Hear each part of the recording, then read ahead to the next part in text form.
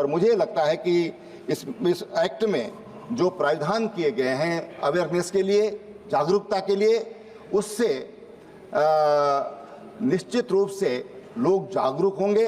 जिस तरह से उसमें आपदा मित्र बनाए जा रहे हैं, उन आपदा मित्रों के माध्यम से, क्योंकि कोई भी आपदा है सबसे पहले वहाँ पर स्थानीय लोग ये सहायता के लिए पहुँचते हैं स्वाभाविक रूप से। और इसलिए ये जो आपदा मित्र बनाने की जो योजना माननीय गृह मंत्री जी ने तैयार की है, निश्चित रूप से इन आपदा मित्रों के माध्यम से हम तमाम तरह के जो नुकसान होते हैं आपदा के कारण, उसको नियंत्रित करने में, उसको कम करने में हम सफल होंगे, ऐसा मेरा मानना है।